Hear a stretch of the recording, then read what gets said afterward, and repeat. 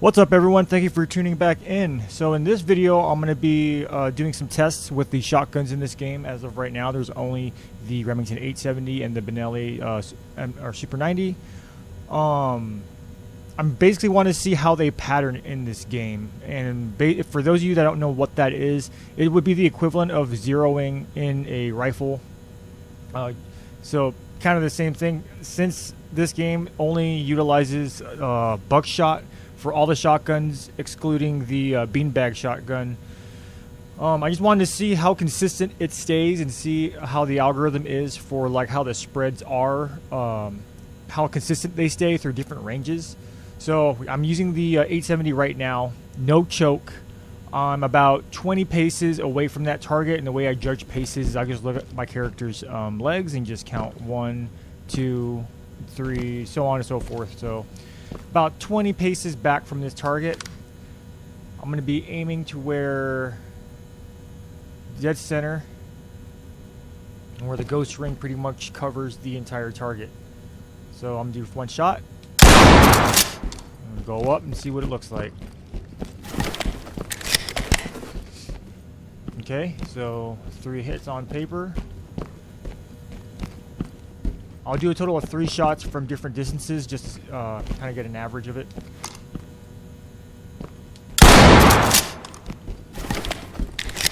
I can't mark the target to know which I've already shot before, so keep in mind on that.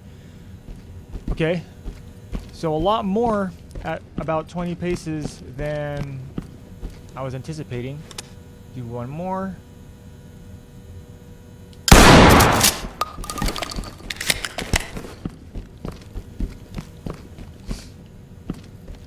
Okay then, so that's what we got at around 20 paces. So our shots, can you make shots on paper from that far? Yes. Judging on the patterns that you're seeing here, could you make it a little bit further than 20 paces? Yeah. I wouldn't be scared to if I had to. Would it be a stopping shot, at least in regards to the game, shooting in-game AI bad guys? Who knows how many shots it would have to take to actually bring them down from a distance of this far, if not a bit further.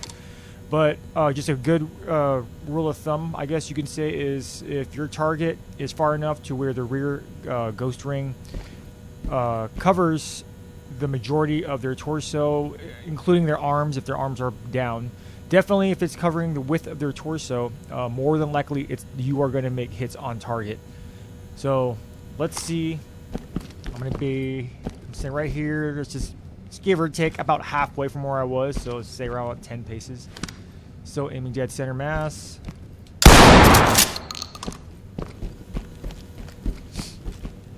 Okay. Actually, you know what? I'm just going to use a different target. Actually, no, I want to use the silhouette style targets instead of the actual paper ones.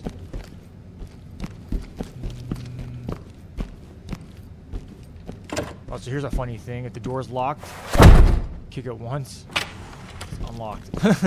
Don't ask me how that works. Alright. So I want to say we're about the same distance right here. But I wanted to have the ghost ring cover the C zone in center mass. So then I'll just put the bead right on the A if I can. Okay, that's a pretty damn good pattern. Let's see how consistent it stays. Okay, starting to spread out just a bit. And that spread out quite a bit. So, safe to say, the programmers didn't really give a really consistent patterning, at least on this shotgun. I'm going to assume that it's going to be the same thing on the M90.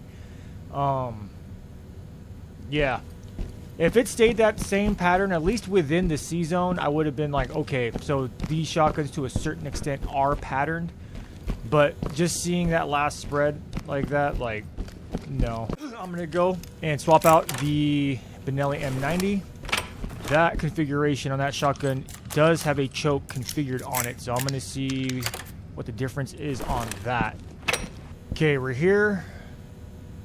I'm going to put the bead on the A zone. Ghost ring is a bit smaller on this on this shotgun. So let's see how it goes. This is with the choke. Wow, and that's actually spread a lot further than the 870 without the choke. Okay, pretty good. And that was alright. Alright, this is what I'm going to do. I'm going to just do a mag dump, or a tube dump. And just kind of see where the majority of it is and see if it spreads out severely from where I'm aiming at here in the C zone.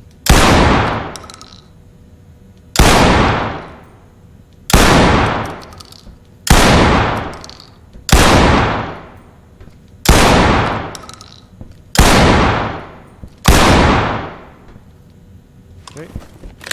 And that's with a choke. And that is all over the place. So, I mean, at that range, I said I'm going to assume this is about 10 paces, about halfway shorter than the one I did originally, the first one. But all of it is on paper. So let's do a point of reference here, at least in regards with the choke, and specifically on the Super 90. Basically, let's see here. We'll use the two notches, the two big ones left and right. If targets in between that, it's more than likely going to always be on target. Or if the ghost ring is within the C zone. And here we'll do this shot again. So again, about 20 paces. Super 90 with the choke. So again, the ghost ring covers about the same width as the torso on that target. So we'll do 3 shots again.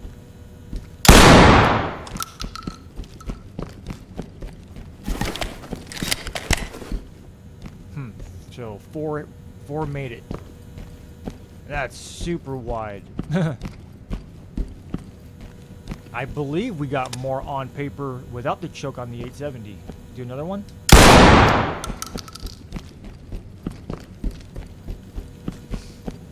Okay. Definitely more on that one. And one more.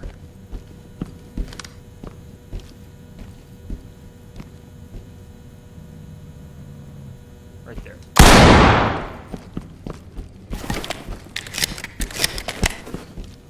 Okay, so this is my observation from all this.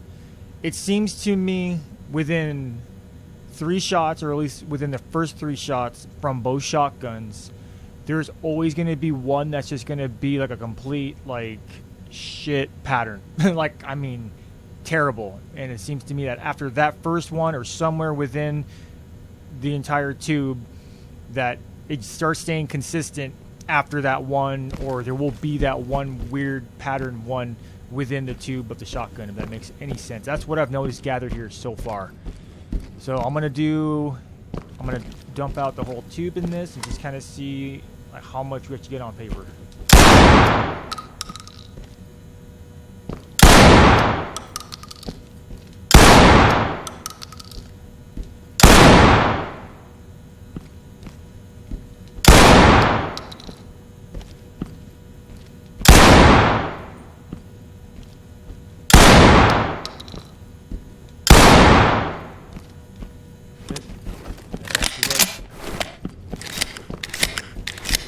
Love how they did the reloads on these guns as well. Alright, well, we can see all the ones that went around it, but we can also see all the ones that went in it as well. So, safe to say, with the choke, you'll still be getting a lot more on target than you would for apparent reasons. Now, in reality, I am not a fan of chokes on shotguns that I'm going to fight with, if that makes any sense. For hunting, it's a whole other different game. For any other sport that you would utilize a shotgun for, use whatever the heck you want on it. For, like, self-defense, I am not putting a choke on a shotgun. And my reasoning is this. The shotgun in and itself is already a unique firearm due to the variety of what type of ammunition you can shoot out of it. And the actual devastation of double-aught buck slugs and all that is like super severe if you're as long as you're within, you know, a certain range. And like, you know, you never know what your shotgun can do or what the ammunition can do until you actually test it through your setup to see how it patterns, how consistent it stays with what shotgun, especially with what type of ammunition you're using. How you know, for example, just throwing this out there, I'm not saying this is the best brand to get or whatever. Like if you were to get double aught buck from Fiocchi, and you bought like 2-4 boxes of it and you went through all of it and the pattern stayed very, very consistent, then that's probably the best one that would work for your setup. Yeah. So, and I've seen, you know, and you can actually take shots like that, depending. I've seen people do it 25 yards plus. Is that a gamble? Yes, you know, but at the same time, it's kind of like everything else. If you know your setup, if you know your gun, if you know your ammunition, then the comfort factor definitely starts taking an effect of your shots and your decisions. So just some things to keep in mind. So what I'm going to do real quick for a demonstration on that, now that I kind of have a rough idea how this is going to pattern. Now in this game, specifically speaking for this game in itself, this is going to be a super risky thing if you were to run a shotgun through a mission to where you're doing a hostage rescue or whatever the hell you're doing.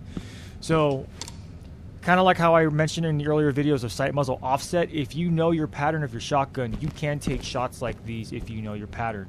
So let's just test this out. So seeing what I saw, I noticed that the majority of the groups are going to be vertical, more consistent vertical than they are horizontal. So for this kind of shot, I'm just going to aim right above here, so just above the head. And I got one in there.